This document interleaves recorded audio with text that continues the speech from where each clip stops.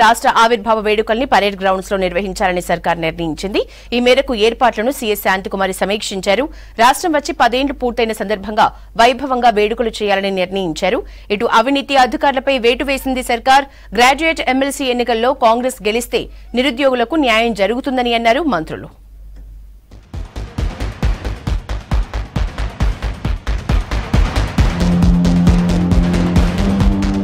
రాష్ట్ర ఆవిర్భావ దినోత్సవ వేడుకలు పరేడ్ గ్రౌండ్స్ లో నిర్వహించాలని ప్రభుత్వం నిర్ణయించింది. వేడుకలకు కేంద్ర ఎన్నికల సంఘం గ్రీన్ సిగ్నల్ ఇవ్వడంతో ఏర్పాట్లపై సమీక్షించారు సీఎస్ శాంతికుమారి. పకడ్బందీ చర్యలు తీసుకోవాలని అధికారులను ఆదేశించారు.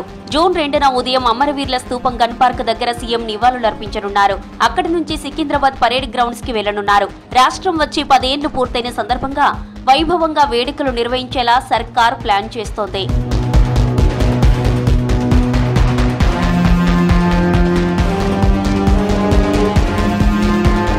రాష్ట్ర గనులు, భూగర్భ శాఖలో అవినీతి ఆరోపణలతో 6 అధికారులపై ప్రభుత్వం వేటు వేసింది. గనుల శాఖలో డిప్యూటేషన్పై జీఎంలుగా పనిచేస్తున్న పాండు రంగారావు, దేవేందర్ రెడ్డి, ప్రశాంతి, ప్రాజెక్ట్ ఆఫీసర్ దశరథ, తోట శ్రీధర్, సూపరింటెండెంట్ శ్రీనివాస్ ను మాతృ సంస్థలకు బదిలీ చేసింది సర్కార్.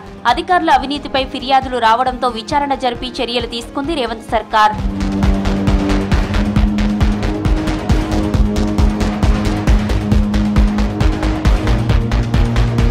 బీఆర్ఎస్ నాయకులు పెంపుడు మనుషులను పెట్టుకుని కాంగ్రెస్ పై తప్పుడు ప్రచారం చేస్తున్నారని మండిపడ్డారు మంత్రి సీతక్క.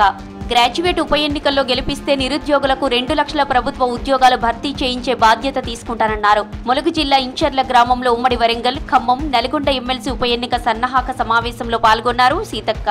ప్రతిపక్షంలో ఉన్న అధికార పక్షంలో ఉన్న గొంతులెక్కడి పోవు, ఎక్కడ సమస్య ఉంటే అక్కడ నిలబడతారు. అది ఆ రోజు రోడ్డు మీదకి వస్తే ఈ రోజు మరి సెక్రటేరియట్ లో పోతాడు, కౌన్సిల్ లో మాట్లాడతాడు.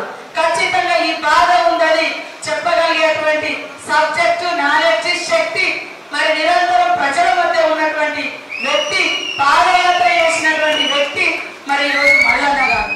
వనపర్తి హత్యా ఘటనపై మాజీ మంత్రి కేటీఆర్ చేసిన ఆరోపణలు తీవ్రంగా ఖండించారు మంత్రి జూపల్లి కృష్ణారావు. పూర్తి వివరాలు తెలియకుండా కేటీఆర్ ఎలా మాట్లాడతారని మండిపడ్డారు. శ్రీధర్ రెడ్డి హత్యను తాను కూడా ఖండిస్తున్నట్లు తెలిపారు. పూర్తి స్థాయిలో విచారణ చేసి దోషులకు శిక్ష పడేలా చేస్తామన్నారు. అనవసరంగా ఆరోపణలు చేస్తే కేటీఆర్ పై పరువు నష్టం దావా వేస్తానన్నారు జూపల్లి కృష్ణారావు.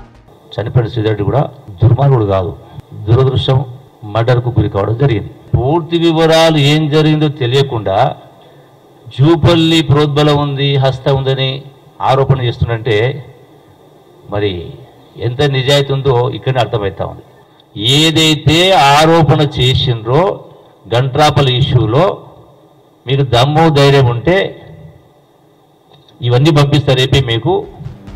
పట్టభద్రుల ఎమ్మెల్సీ ఉప ఎన్నిక ప్రచారానికి రేపు ఒక్కరోజే సమయం ఉండడంతో విస్తృత ప్రచారం చేస్తున్నారు నేతలు.